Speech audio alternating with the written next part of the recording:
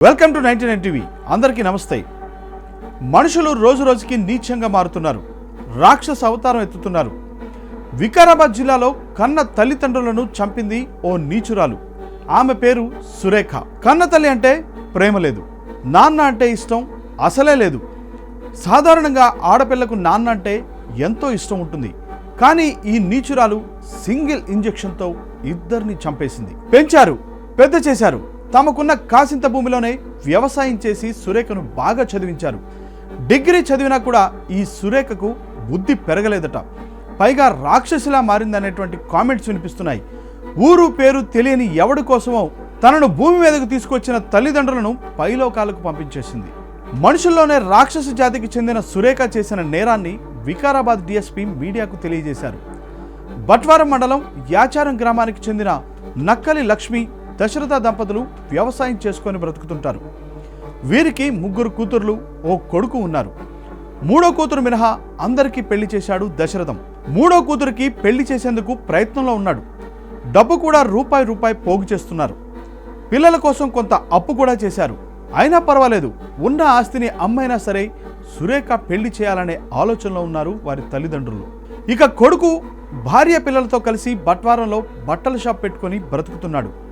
అయితే 25 ఏళ్ల Surekha BSc nursing చదివింది. వికారాబాద్లో ఓ ప్రైవేట్ ఆసుపత్రిలో నర్సుగా పనిచేస్తుంది. వారి కుటుంబం హాయిగానే జీవిస్తుంది. 3వ కూతురు సురేఖ పెళ్లి కూడా చేస్తే బాధ్యతలు తీరుతాయని 58 ఏళ్ల దశరథం సంబంధాలు చూస్తున్నాడు. అయితే ఈ సురేఖ ఫోన్లో రీల్స్ తెగ చూస్తూ ఉంటుందట. ఈ సమయంలోనే సంగారెడ్డి జిల్లా కొండాపూర్ మండలానికి చెందిన యువకుడు పరిచయం అయ్యాడు. అతను డ్రైవర్గా పనిచేస్తున్నాడు. వారి పరిచయం కాస్త ప్రేమగా మారింది. ఇద్దరూ కలిసి తిరుగుతూ ఉన్నారు. పెళ్లి చేసుకోవాలనే ప్లాన్లో ఉన్నారు. అయితే తమ ప్రేమ గురించి ఇంట్లో చెప్పింది సురేఖ. యువకుడి గురించి ఆరా తీశారు. కులాలు వేరు కావడంతో సురేఖ ప్రేమను తల్లిదండ్రులు వ్యతిరేకించారు. ఊరిలో పరువు పోతోంది, బంధువుల మధ్య తలెత్తుకోలేం, ప్రేమ పక్కన పెట్టు, మంచి యువకుడితో పెళ్లి చేస్తామని తల్లిదండ్రులు అన్నారు. డబ్బున్న వారింటికైనా పంపుతాం, ప్రేమను వదిలేయాలని తల్లిదండ్రులు మందలించారు. అయితే సురేఖ దారి తప్పుతుందని గ్రహించిన తల్లిదండ్రులు మంచి సంబంధాల కోసం వెతుకుతూనే ఉన్నారట. 1-2 సంబంధాల గురించి వివరాలు సేకరించారు. ఇదే విషయాన్ని ఫోన్లో సురేఖ కూడా చెప్పారట వారి తల్లిదండ్రులు. అయితే తాను ప్రేమించిన యువకుడిని వద్దన్నారని ఏకంగా తల్లిదండ్రుల మీదే పగ పెంచుకుంది సురేఖ. ఎంతలా అంటే చంపేసేంతగా. ఆమెకు చంపాల్సిన అవసరం ఏమీ లేదు. తాను ప్రేమించిన వాడితో వెళ్ళిపోతే సరిపోయేది. కానీ ఏకంగా హంతకురాలిగా మారింది. తన ప్రేమను అడ్డుకున్నారని చంపి పగ తీర్చుకోవాలనుకుంది. ఇక తనకున్న మెదడుతో ఏకంగా పోలీసులను, కుటుంబ సభ్యులను ఏమార్చాలనుకుంది. అందుకోసం తల్లిదండ్రులకు అతిగా మత్తుమందు ఇచ్చి చంపితే ఎవరికి అనుమానం రాదని పక్కా ప్లాన్ వేసింది. అయితే మత్తుమందులు తనకు బయట మరి సులభంగా దొరకవు. దీంతో ఆసుపత్రిలో మత్తుమందులను దాచే చోటును చూసింది. సమయం దొరికినప్పుడు దొంగిలించాలనుకుంది సురేఖ. జనవరి 23, 2026న మత్తుమందు 2 ml సీసాలను 4 దొంగిలించింది. అంటే ఒక్కొక్కరికి 2 సీసాల చొప్పున ఇంజెక్ట్ చేయాలనుకుంది. ఆ మత్తుమందు పేరు ఇక్కడ చెప్పడం లేదు, కానీ అది చాలా ప్రమాదకరమైన డోస్. ఇక తన చేతికి మారణాయుధాలు దొరకంగానే జనవరి 24న వీక్ ఆఫ్లా తీసుకొని ఇంటికి బయలుదేరింది సురేఖ. మార్గ మధ్యంలో మోమినిపేట మండలం కేంద్రంలోని ఓ మెడికల్ షాప్లో 3 సిరంజులు కొంది. వాటిని జాగ్రత్తగా బ్యాగ్లో దాచుకుంది. అయితే సురేఖ ఇంటికి చేరుకునేసరికి తల్లిదండ్రులు ఇంట్లో లేరు, పొలానికి వెళ్లారు. పొలం నుంచి ఆలస్యంగా ఇంటికి వచ్చారు తల్లిదండ్రులు వచ్చేసరికి భోజనాలు సిద్ధం చేసింది సురేఖ. పొలం నుంచి వచ్చిన తర్వాత స్నానాలు చేసి 3 కలిసి భోంచేశారు. ఆ తర్వాత మళ్ళీ ప్రేమ విషయం గురించి తల్లిదండ్రులను అడిగింది సురేఖ. నాకు అతనంటే ఇష్టం, నేను అతన్ని పెళ్లి చేసుకుంటాను అని చెప్పగా తల్లిదండ్రి కోప్పడ్డారు. నీకు ఎన్నిసార్లు చెప్పినా నీకు అర్థం కాదా? మంచి సంబంధం చూసి పెళ్లి చేసే వరకు కూడా ఆగలేవా అంటూ తల్లి కోప్పడింది. బయటకు తెలిస్తే పరువు పోతుంది, మా పరువు తీయొద్దు, ఈ విషయాన్ని నలుగురికి తెలిస్తే ఇజ్జత్ పోతుంది, అన్నకు తెలిస్తే గొడవలవుతాయి, ఎవరికి చెప్పొద్దు, మేం కూడా చెప్పం, ఇంకోసారి ఈ విషయం మా వద్ద తీసుకురావద్దని సురేఖను వారి తల్లిదండ్రులు హెచ్చరించారు. అది ఓ ఫార్మాలిటీకి మాత్రమే అడిగింది సురేఖ. చివరకు తన నిర్ణయమే కరెక్ట్ అనుకుంది. తన నిర్ణయాన్ని అమలు చేయాలనుకుంది. వారి హెచ్చరికలతో మరింత కోపం పెంచుకుంది. అమ్మా నాన్నను చంపిన తర్వాత తన ప్రియుణ్ణి ఏం చక్కా పెళ్లి చేసుకోవాలని అనుకుంది.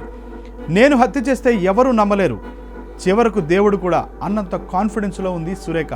అప్పటికే 10 గంటలు కావస్తుంది. తల్లి లక్ష్మి నిద్ర వస్తుందని మంచం మీద వాలిపోయింది. ఆమెకు మోకాళ్ళ నొప్పులు ఉన్నాయి. నేను మా డాక్టర్ని అడిగి మంచి నొప్పుల మందు తీసుకొచ్చానమ్మా నీకోసం అంటూ తన పెర్ఫార్మెన్స్ స్టార్ట్ చేసింది సురేఖ. నీకు మళ్ళీ నొప్పులు నెల వరకు రావు చూడంటూ తన బ్యాగ్ దగ్గరకు వెళ్ళింది. 2 సీసాల్లో నుంచి మొత్తం మందు సిరంజిలోకి ఎక్కించేసింది. పడుకోమని చెప్పి తుంటికి ఆ డేంజరస్ డోసును సింపుల్గా ఎక్కించేసింది. అది కూడా కన్న తల్లికి.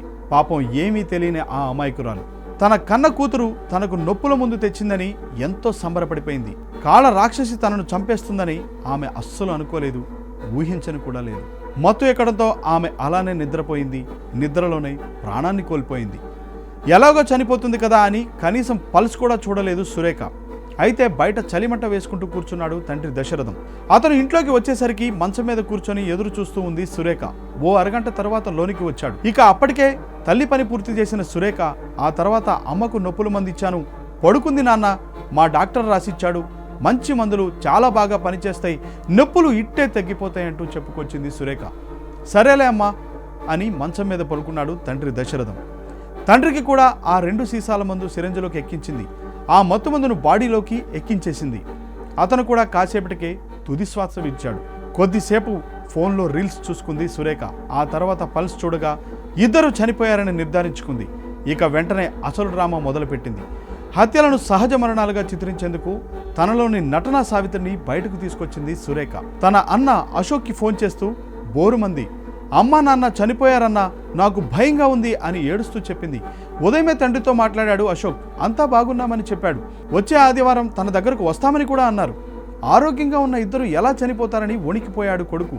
వెంటనే ఎలా జరిగిందని ఏడుస్తూ అడిగాడు. నాకేమీ తెలియదన్నా, నాన్న మాత్రం అన్నతో మంచిగా ఉండు, అన్న చెప్పినట్లు విను, అన్న అన్ని విషయాలు చూసుకుంటాడు అని చెప్పి పడిపోయాడు. అమ్మను నిద్రలేపి విషయం చెప్పడంతో గుండె పట్టుకొని కుప్పకూలిపోయింది.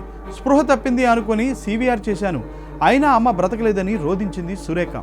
వెంటనే అశోక్ కుటుంబంతో ఇంటికి వస్తూనే పోలీసులకు ఫిర్యాదు చేసుకుంటూ వచ్చాడు.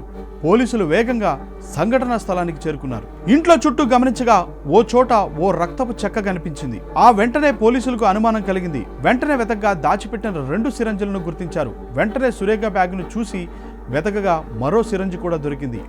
ఖాళీ మత్తుమందు సీసాలు 4 దొరికాయి. ఈవెంటని అడిగితే ఆసుపత్రిలో బ్యాగ్లో ఉంచుకొని మర్చిపోయాను, అలాగే తీసుకొచ్చేశానని కహానీలు చెప్పుకొచ్చింది సురేఖ. కానీ ఫ్రెష్గా ఉన్న రక్తపు చుక్కతో పాటు మరో 2 సిరంజులు ఉన్న రక్తపు మరకలతో వెంటనే వారికి సీన్ అర్థమైపోయింది.